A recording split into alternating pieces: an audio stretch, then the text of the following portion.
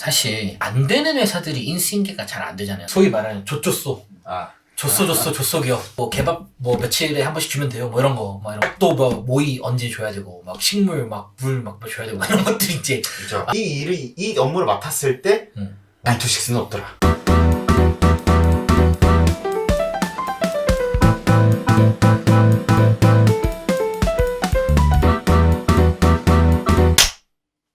아유 안녕하십니까. 안녕하십니까. 인사가 기네요. 일어나시죠. 노도강 집이 가까운 재밌는 게스트를 오랜만에 한번 모셔가지고 진행을 하게 됐습니다. 실명 밝혀도 괜찮습니다. 아주 훌륭합니다. 아주 훌륭합니다. 사실 저 옆에 있는 친구는 아직도 자기 본명을 여기서 밝히지 않았거든요. 그럴 수 있죠. 그럴 수 있죠. 준비된 닉네임이 있었는데 실명도 상관없습니다. 준비된 닉네임 들어볼 수 있을까요? 준비된 닉네임 저는 쌍문동 짱구라고 쓸모없는 닉네임인데 쌍문동 네, 짱구님 쌍문동 짱구님과 함께 줄여 부르면 쌍짱인가요? 줄여보진 않았습니다. 줄여보진 않았고 줄여보진 않았고 쌍문동 짱구님과 함께 한번 또 토론 또 스무스하게 한번 진행해보려고 해요. 공무원으로 이제 공직 생활을 오래 하고 계신데 23살 때부터 이제 시작을 했으니 거의 8, 9년 된 것 같아요. 민간에 있는 사기업에 재직하시는 분 궁금한 것 중에 하나가 인수인계와 관련해서 소문도 많고 공직에서 그런 것들을 밝히기엔 좀 어려워하는 부분도 있고 제한된 정보가 있는 것도 사실인 것 같은데 블라인드나 이런 익명 커뮤니티에서 언급이 되기도 하잖아요. 네. 찬반 토론의 주제로 공무원 인수인계 변화가 필요한가 필요하지 않은가 이런 주제를 가지고 한번 간단히 이야기를 해보려고 하고 부담스럽게 할 필요는 없다고 생각을 해요. 10만 되는 공무원분들의 대표하는 것도 아니고 또 저희 이제 디스클레이머 주의사항이 또 항상 들어가는 부분이 있으니까 고르신 부분은 진영을 고르셨죠? 변화가 필요한다에 선택을 하겠습니다. 늦을수록 좋다는 의견 쪽으로 한번 진행을 해볼게요. 네. 아무래도 공직에 계시다 보니까 지금 공직에 있으신 분들의 인수인계 상황을 한번 들어보고 이야기를 나눠보는 게 좋을 것 같아요. 저도 공직에 있는 여러 회사를 좀 다녀봤는데요. 이게 인수인계를 보통 하게 되면은 지침 같은 게 하나 있어요. 이제 그 지침에 맞게 관임자가 내용을 정리를 해서 이제 후임자한테 그 인수인계서를 전달을 합니다. 이제 전달을 하면서 근데 그것만 보고 이제 일을 할 수가 없으니까 이제 어느 정도 이제 시간을 갖고 사실 인수인계를 하는 게 일반적인 이제 공무원의 인수인계이긴 해요. 이 시간 동안은 사실 정확하고 뭔가 완벽한 인수인계가 되지 않는 게 지금 현실인 것 같아요. 제가 느끼기에도. 대체적으로 많이 얘기를 하는 게 정말 종이만 주고 가는 분도 있습니다. 이런 경우는 이 사람이 이제 물리적으로 나에게 업무를 알려줄 수 없는 상황이 되겠죠. 예를 들면 이제 타 기관으로 간다든가 아니면 지역을 다른 쪽으로 발령을 받는다든가 현실적으로 이런 문제도 있고 어떤 분은 케이스 바이 케이스지만 제가 경험했던 분 중 하나는 포스티지로 인수인계를 해주시는 분도 있었어요. 포스트 조그만 그 용지에 노란색 몇 개 적어서 그걸로도 인수인계를 받은 적이 있습니다. 거기에 아직도 기억이 나는 게 지금 이렇게 A4 용지가 이렇게 있으니까 이제 여기다가 제 옆에 앉으셔가지고 이렇게 끄적끄적 쓰셔요. 이거를 언제까지 해야 됩니다. 이러고 업무 하나를 인수인계 해줍니다. 그러면은 이걸 언제까지 해야 됩니다. 라고 기재를 해서 주셨으면은 내가 이제 그걸 찾아봐야겠죠. 찾아보고 이제 이게 뭔지 좀 파악해야 되는 시간이 필요한데 그 시간이 길지가 않아요. 왜냐면은 기한이 있는 일이다 보니까 빨리빨리 처리를 해야 되고 내가 그거를 알려고 하면은 업무 외적인 시간에 사실 할애를 해야 되는 게 이제 현실적인 이런 경우가 좀 있었어요. 업무 외 시간을 활용하지 않으면 거의 알 수 없을 정도로 업무량이나 업무의 깊이가 좀 있는 내용들을 확실하게 사람 대 사람으로 인수인계 받기엔 조금 어려운 부분이 있는 거네요. 그렇죠. 그런 경우도 있죠. 조금 그럴 때는 인수인계를 받는 입장에서 업무를 인계받는 입장에서 답답하긴 해요. 나도 가서 좀 물어보고 싶은데 그 사람도 그러니까 본인의 새로운 일을 하다 보니까 솔직히 눈치가 보이는 게 현실이거든요. 그러면은 업무 외 시간에 솔직히 좀 물어보고 싶은데 퇴근해 버렸잖아요. 그러면 결론적으로 인수인계가 현실적으로 잘 되고 있다는 내용은 아니네요. 그렇죠. 지금 상황에서는 예를 들어서 이제 업무를 인수인계 한다. 그러니까 인사이동 발령이 나가지고 다음 주 월요일부터 어디서부터 근무를 한다.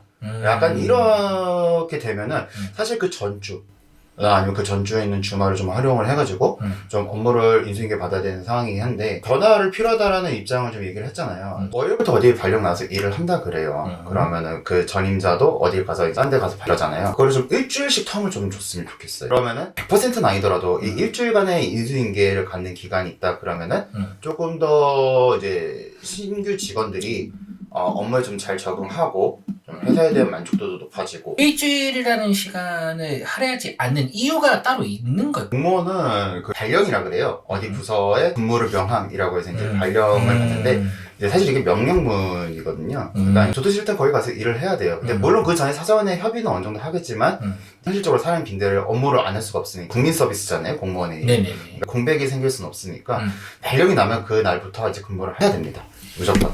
발령을 낼 때 그 공고가 거의 그럼 뭐 당일날 나는 뭐 이런 것까지는 아니더라도 며칠 안 된다는 건가요? 기간마다 이거는 좀 케바케긴 할 것 같아요. 예. 기간마다 다르긴 하겠지만 기간마다는 당연히 다를 거고 저 같은 경우는 한 일주일 전에 발령문을 받았던 것 같아요. 일주일 전에 네, 받았다. 일주일 전에 발령을 받고 이 부서로 와서 근무를 할래? 라는 제안은 발령 나는 날 전으로 한 2주 전에? 근데 사기업 같은 경우는 보통 그런 인수인계 형태를 매뉴얼을 만들려고 노력을 많이 하고 실제로 제 주위에 있는 대기업이나 제조나 공정이나 이런 것들이 좀 인수인계가 없으면 돌아가지 않는 그런 경우가 있는 그 직군 같은 경우에는 매뉴얼 자체가 굉장히 두껍고 그 실제로 그 매뉴얼이 변함에 따라서 본인의 룰도 바뀌는 그러니까 어떻게 보면 인수인계를 위한 그 매뉴얼북이 자기 자신의 어떤 직책이 되는 그런 경우를 되게 많이 봤거든요. 이어져 왔다는 거는 누군가 저처럼 뭐 일주일 정도 시간이 있었으면 좋겠다 당연히 이런 생각 했을 거예요. 그럼에도 불구하고 이것보다 이제 기존 내용대로 갔던 이유는 기관에서 그렇게밖에 할 수 없는 이유가 더 크기 때문이겠죠. 그렇게밖에 안 되는 이유가 아까도 말씀드렸다시피 일단 공백 그러니까 어떤 업무에 있어서 공백이 생겨버리면 그거는 누군가 처리를 이제 못하는 상황입니다. 안 해준다기보다.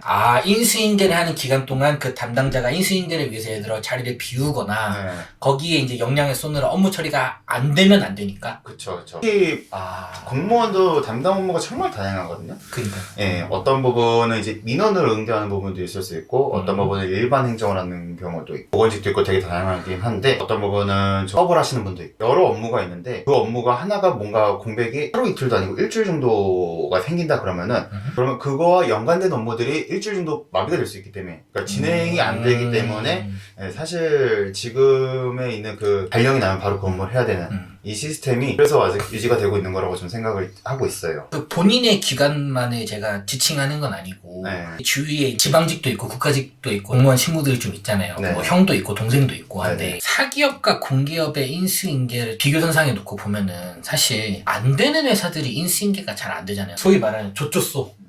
조쏘 기업. 보통 인수인계를 뭐 PPT 아니면 뭐 A4 용지 아니면 요거 이렇게 하면 돼요. 이렇게 구두로 설명받고 개밥 뭐 며칠에 한 번씩 주면 돼요. 뭐 이런 거. 뭐 이런 거. 또 뭐 모이 언제 줘야 되고 막 식물 막 물 막 줘야 되고 이런 것들이 이제 물론 그 정도까지는 아니겠지만 변화가 늦을수록 좋다라고 하는 입장에서는 그 정도까지가 아니고 실제로 그동안 굴러오면서 문제가 없었기 때문에 이 시스템이 계속 굴러가고 있던 게 아닌가. 이 인수인계 상황이 앞으로도 계속 이렇게 유지가 되고 있지 않겠는가 이 생각이 들거든요. 신규 공무원 분들이 공부를 하시고 이제 힘든 공시 생활을 이제 거치시고 합격의 기쁜 마음을 안고 오게 됩니다. 근데 일반적으로 그런 분들의 이제 이야기를 들어보면은 그러면 발령 날까지 보통 뭐 했냐? 라는 질문을 한 번씩 해요. 뭐 했냐? 뭐 했냐라는 게 뭐 그냥 물어보는 겁니다. 어떤 분은 대답을 이렇게 합니다. 제가 무슨 직 공무원에 이제 합격을 했으니까 이거에 대해서 뭐 한 달 동안 공부를 했다.